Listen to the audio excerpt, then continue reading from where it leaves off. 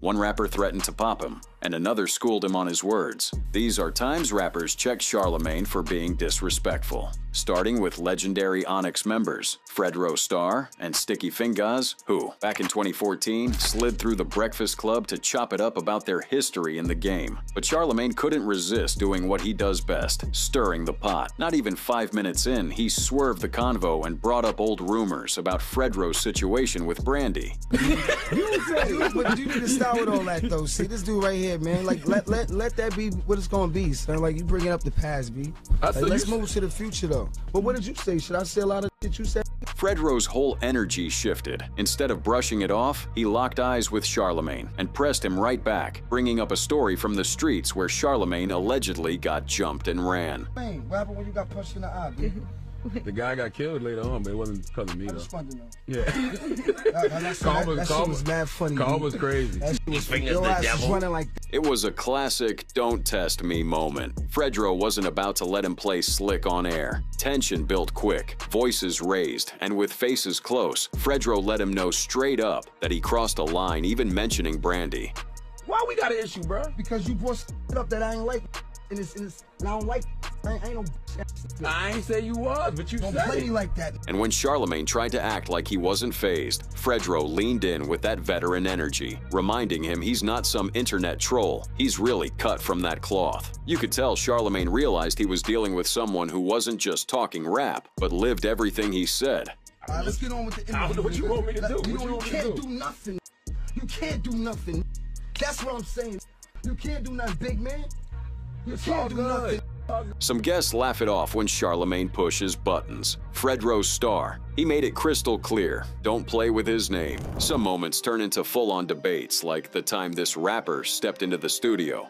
When Nelly pulled up to the Breakfast Club in 2012, everything started cool. The energy was light, they were talking about music, business, and longevity. But Charlamagne being Charlamagne, he couldn't resist throwing shots. Out of nowhere, he told Nelly his career had fallen off, basically calling him irrelevant. Now, Nelly, at one point you were like the biggest rapper in the world. Those things have changed. Okay. You know, musically, you kind of cold out here. Well, you think so? I mean, come on. Yeah. Now, Nelly's the type that don't gotta bark to let you know he's serious. At first, he brushed it off, laughed a little, and tried to keep it smooth. But Charlamagne kept poking, pressing the issue, trying to get under his skin like he always does. No 5 million albums. That's a lot of people did. Yeah. I mean, but do you feel the effects of that, though? Like as an artist? I mean, I think everybody in the entertainment feel the effects of when the economy do what it do. And that's when Nelly switched gears, calm, collected, but with that edge in his tone. He looked Charlamagne dead in the eye and let him know, you might play with somebody else, but don't play with me. He didn't have to raise his voice. Sometimes the quietest warnings hit the hardest. Champ, you know, if it's something you're trying to get to, just get to it. You know, like I said, we retainers, bro. Just say what you mean what you say. No, I don't want to. I don't know. I was just on World Star last week. You could see it in Charlamagne's face. He knew he'd pushed too far. All that tough talk faded real quick. And years later, Charlamagne himself admitted that moment had him shook because Nelly showed him there's a difference between rap talk and real life. I've never had a scary moment. Well, you know what? In the studio, it wasn't scary, but it was, oh yeah, this could go left. And you know who it was? It was with Nelly. But if you thought that was tense, wait till you see what happened when Charlamagne tried to test another OG with serious street ties and got pressed for disrespecting a female rapper under his label. When Master P came through the Breakfast Club, the focus was supposed to be on his artist's new music. But Charlamagne decided to stir the pot with a slick comment that had nothing to do with the music. Your projects, y'all was dropping. It was a time where No Limit was dropping every week. It was a No Limit product in stores every week.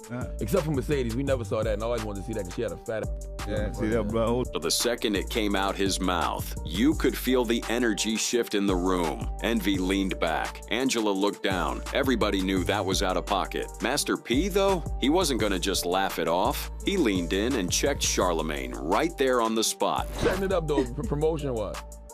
What you mean setting? Because it was dropping. They were dropping every week. So how was people able to know? Okay, unless you was going to the record. Charlamagne tried to brush it off and move the conversation forward, but P wasn't letting that slide. He made it real clear. You can't be talking reckless to a woman like that, especially in front of him. Your mama knows. Got you. You know, we need to. You know what I'm saying? Like that's the first thing. Cause I know you do your radio thing, and I respect that. But at the same time, Mercedes she a female. And the way he did it wasn't loud or aggressive. It was calm, firm, like a father putting his son in place. Charlamagne had no choice but to sit back and take it. But if Charlamagne thought that was the end of it, he had another thing coming, because the next name on his list wasn't just anybody. And this whole thing kicked off in January 2024, when Charlamagne went on The Breakfast Club and handed YB the donkey of the day. His reason: Youngboy had just told Bootleg Kev in an interview that he wasn't really feeling the whole fatherhood thing, which had folks scratching their heads, because YB got 11 kids, and one of them was literally sitting in the room with him during the interview. NBA Youngboy treating fatherhood the way the NBA's Nikola Jokic treats the NBA. You ever hear Joker talk about basketball at the same level of don't give a F that NBA Jokic has about basketball? NBA Youngboy seems to have about being a... Now, if you know Youngboy, you know he doesn't just let stuff slide. 3 days later, he hit the booth and dropped a diss track called Act a Donkey. On it, he told Charlamagne straight up to pull up to Gravedigger Mountain so they could talk face to face. And if talking didn't work, he'd introduce him to the Draco. Then, just to drive it home, YB jumped on IG and doubled down on the message. Today's don't care today. It's Charlamagne for rain. Charlamagne tried to brush it off, laughed like it was just rap, but you could tell he wasn't about to test YB on his own turf, because everybody knows, once you get invited to the mountain, that's not a casual invite. It's a setup for something you don't walk away from. Let me tell you something I wouldn't go if he's, if he invited you that way. I mean, no. Duh. That's the beauty of being 45 years old and being born in 1978. Number one, I ain't going to no place called Gravedigger Mountain. And this ain't even the first time Charlamagne's mouth got him in trouble with the new gen rappers. Lil Yachty was still brand new in the industry when he pulled up to the Breakfast Club in 2017. But before the interview even started, Charlamagne had already made up his mind about him. He didn't rock with Yachty's music, and he wasn't afraid to say it straight to his face. Are the poster child Exactly. for whack rappers. If they want to say somebody's whack, they say you. He's not the poster child for whack rappers. It happens. No. It happens every few years. Now, Yachty brushed it off with a smile, but you could tell it stung a little, especially because Charlamagne doubled down later on. On a podcast with Joe Budden, the two were clowning around making a list of the top 5 trash rappers of that year. And when Joe threw Yachty at number 1, Charlamagne was quick to co-sign. Yachty's number 1. Nah, man. You talking about from a musical perspective? Yes, only okay, music. all right, okay. No, he had a great year in business. Okay. And that's why I'm putting him on this list. So fast forward a year later, when Charlamagne tried to walk back what he said, Yachty wasn't buying it. He checked him immediately, calling out the fake energy. We've always showed you love here, though. Not at first. He said, Why y'all say that? When did we not show Yachty love? Well, it's just. I'm never came at Yachty. Charlamagne tried to argue that his words were taken out of context, but by then, the damage was already done, and Yachty made sure everyone knew it. That blew me, bro. You know that blew me? You know people bring that up all the time, bro. You knew what I was saying, though. Charlamagne said... And that was wrong. I was saying that that's how people perceive you.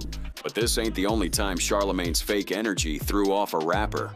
Birdman ain't pulled up to the Breakfast Club like most guests. He came through deep, the whole squad with him, ready to let it be known he wasn't feeling the way Charlamagne was moving. Few places you was at, I could have pulled up, but I don't think that was gangster. I wanted to come look you in your face like a man and tell you how. See, this wasn't out of the blue. It all started about a year earlier when Birdman and Lil Wayne's situation hit the headlines. Wayne accused Birdman of holding his music hostage, and the whole industry was weighing in. When DJ Vlad asked Charlamagne for his take, instead of keeping it neutral, he took shots, straight clowning Birdman like he was some regular dude in the streets. Oh man, I mean that's gotta hurt. It's gotta hurt because Lil Wayne has been with Baby forever. Kissed in the mouth. That's a different kind of contract. And Charlamagne didn't stop there. Months later, DJ Envy stirred the pot again during a Rick Ross interview, bringing up Ross's issues with Birdman. Time me looking up to Lil Wayne, Wayne being the first artist to make so many feats, not just as an artist, but an artist coming from the South. That's something that I took personal. And then Trick Daddy came on the show. And once again, the Breakfast Club pushed the narrative. They kept putting Birdman's name in the mix without ever giving him the floor to respond. Business with Birdman. Some is good and some is bad. I just think when you're trying to be a CEO and you're trying to be a rapper and you trying to be a ladies' man and you trying to be a girlfriend. So by April 2016, Birdman had enough. He wasn't coming for jokes, promo, or small talk. The moment he walked in, you could feel the energy shift from his tone and his posture. It was clear he came to check the disrespect face to face. This all straight, telling all three of y'all stop playing with my name.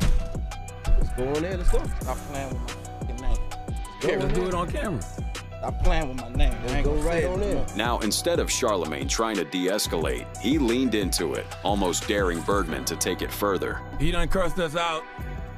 Tell him, get it off your chest, Birdman. Cause I don't understand the angle. Like what? So why come here? That's when Birdman hit him with the reminder. He might run the media, but he doesn't run the streets. Few places you was at, I could have pulled up, but I don't think that was gangster. I wanted to come look you in your face like a man and tell you how. But Charlamagne wasn't about to fold in front of his audience, so he flipped it, went into troll mode, almost smirking while Birdman's frustration boiled over. Did you pull up on Ross that way or Trick Daddy? I'm pulling up on you.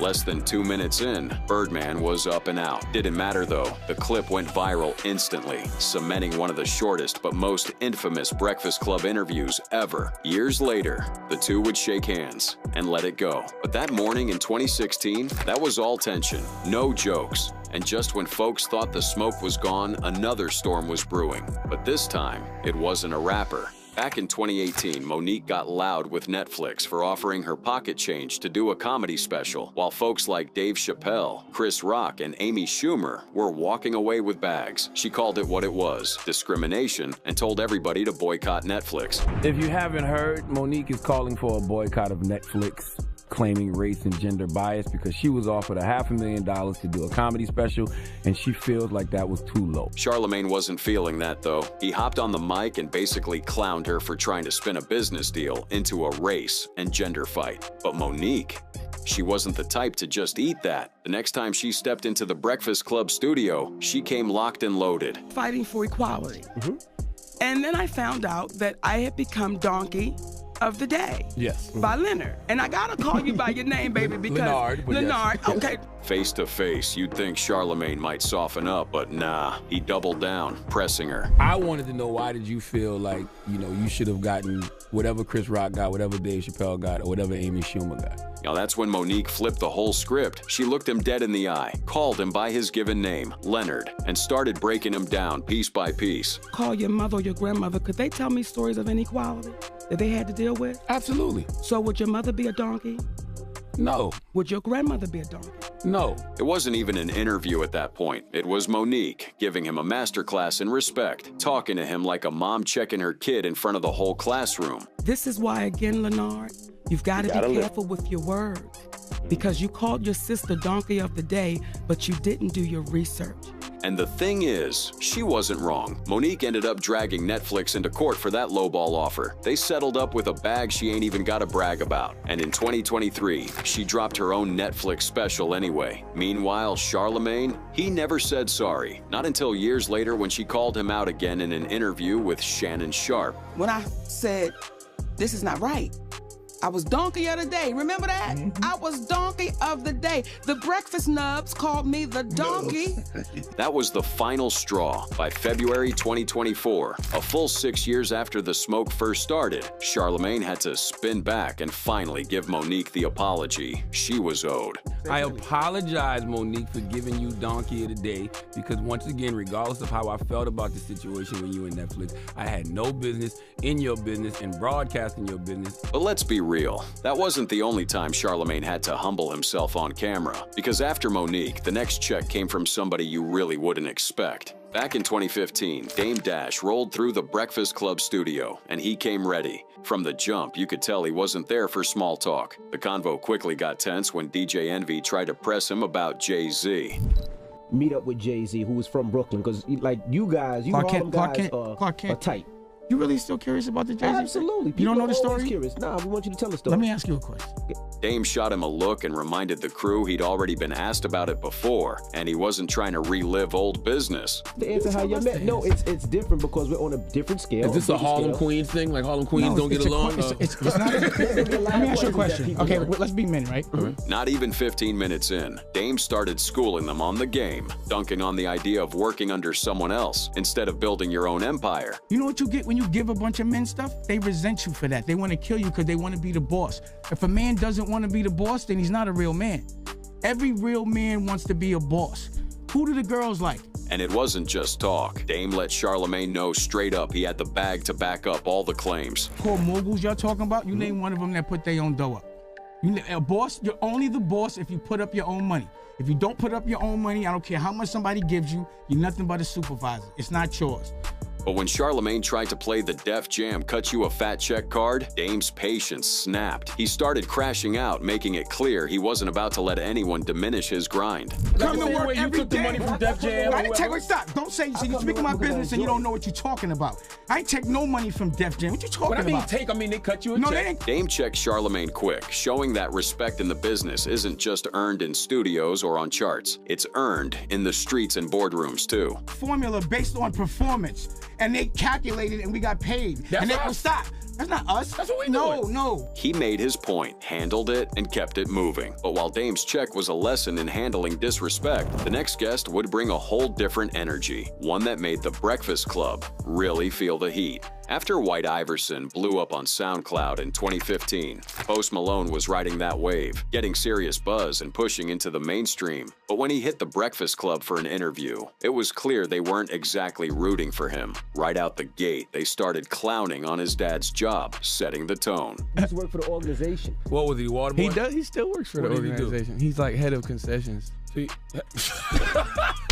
I said water boy. That's like. While DJ Envy tried to keep it somewhat professional, Charlamagne had other plans. He kept twisting the convo, trying to trap Posty into saying something controversial, questioning his connection to black culture, and even nudging him to say the N-word. Wow. Got you. Are you afraid as a white rapper that you may be considered a culture vulture? I don't think so. Then Charlamagne hit him with a wild, out-of-pocket question that left the room stiff. What are you doing for the Black Lives Matter movement? What? I don't know. Is that a serious question? Yes. Okay, I'm sorry. If anything. You could see Posty treading lightly, rambling at points, just trying to avoid saying the wrong thing. Charlamagne even brought up Post's girlfriend, tossing in disrespect about their relationship. The whole vibe felt uncomfortable and tense. And I fell in love with this woman. So you basically paid him to be your boyfriend. Yeah. You gave him a show. But it worked. You know he's gonna sleep with other women though. You do know that. Are you aware of that? He's gonna what? He's gonna sleep with other women. No, I'm not. No, I'm not. You trying to get me in trouble? No. The backlash was immediate. Fans weren't feeling the way Posty was treated, and the clip eventually got pulled from the channel. When Post came back for another interview, Charlamagne didn't give him any reprieve. The usual same disrespect and same energy. Post didn't throw shots back directly, he kept it cool publicly, but later addressed the whole situation in an interview with Shay Diddy. Job. Right. I mean, that's his job to be a troll on the radio. And on the internet. I will say you handled that. Charlamagne, though, never let up. Years later, he openly admitted he hated Post Malone, calling him a fake future, and even said he wished he could kick him out of the game, showing that some grudges stick, even against someone who never actually fought back. After dropping Championship in November 2018, Meek Mill hit the Breakfast Club to promote the album. On paper, it was supposed to be a normal promo run, but things quickly got sideways. Angela started trying to set him up with a question about Rick Ross, thinking she could get some drama out of him. Meek wasn't having it. He made it clear he ain't one to entertain gossip. Ross is saying a gay slur. Yeah, I don't really take that like. And our coach, we grew up off certain words and not speaking for him. Ask Rick Ross that. Throughout the interview, it felt like they were scheming to trip him up. Charlamagne kept switching the topic, trying to back Meek into a corner by grilling him on comments from the album, throwing hypotheticals and loaded questions. Said on the album, they don't kill you, they just kill your account. Yeah. What does that mean? Come in here right now on this big corporate radio station and start talking some crazy shit. What will happen to your check? But Meek was too seasoned for that. He flipped the script on Charlamagne multiple times, shutting down attempts to paint him into some narrative. Don't ask me no that you can't answer at the spot. No, I'm with you. I just be... Because you a sharp, you know how to answer on the spot. Then Charlamagne tried to drop some random info, something that nobody was supposed to know, expecting to catch Meek off guard. Ross record, was it? No, it was originally my record. I started that record. I made that. I cooked that up in the studio. Who told you that? They told you around information. Instead, Meek's reaction left Charlamagne speechless, and that's saying something because it's rare to see Charlamagne truly lost for words. Meek handled the studio like a chessboard, making it clear that street smarts and industry savvy go hand in hand. Von and Lil Durk also had to put Charlamagne in check after he tried to trip them up with their own words. King Von had just got back from doing a stint inside and was riding high off signing with Only the Family, Lil Durk's label. He was about to drop his breakout track, Crazy Story, and the interview started off smooth, where Charlamagne kept the convo mostly on the music. K-I-N-G. What made you want to sign King Von? Cause he got a whole story behind him. You know what I'm saying? He from O Block. Okay. You know what I'm saying? That should speak for itself. Nah. But Von wasn't seasoned in media yet. From the way Charlamagne was asking questions, you could tell he was fishing for dirt, trying to get Von to slip up. Von felt the pressure, and it showed in how he answered some of the questions. For 2 murders? Yeah, 1 murder and 2 attempts. I just beat. How you beat that? What you mean I beat? I mean, you didn't do it, clearly. How you gonna beat it if you didn't do it? That's all. That's expensive. Towards the end, Charlamagne went further, pressing Von on his time in jail and past incidents, crossing the line from casual curiosity into straight-up probing. Right there. Why is that? Because he can hire people like King Von. Absolutely. You know what I'm saying? Job nowhere else, probably. Durk stayed composed for most of the interview, but once Charlamagne started pushing too hard, Durk signaled enough was enough. You ever been convicted of... He a dentist. Have you ever been No experience is doing nothing. I ain't, you know? Word. Everybody in the room caught that vibe. Durk's little cough said it all. Within minutes, Charlamagne had to wrap it up, knowing he'd overstepped. Even with Von, the tension was palpable. From the streets to the suites, Charlamagne always finds a way to stir the pot, but Larry Elder wasn't letting it slide. Back in August 2023, Larry Elder came through the Breakfast Club to chop it up about his presidential ambitions. At first, it was the usual back and forth as Charlamagne tried to get his takes, but Larry stayed sharp and measured. Things got tense fast when Charlamagne dropped a question that caught Larry off guard and was just plain disrespectful. Term, wake-up call. No. It is an incident where a person of color forgets that they are of color and are reminded rather brutally by an unexpected act of racism. Larry didn't let that slide. He clamped down, schooling Charlamagne like a pro, letting him know you can't just throw shade and expect to skate. Charlamagne, that I'm a black person, just as you are. Joe Biden insulted you by saying, you ain't really black, we don't know whether or not you want to vote for me or vote for Donald Trump. It seems to me that should have been a wake-up call on your part. It was one of those rare moments where a guest made Charlamagne pause, showing that even the loudest voice in the room can get called out when they cross a line.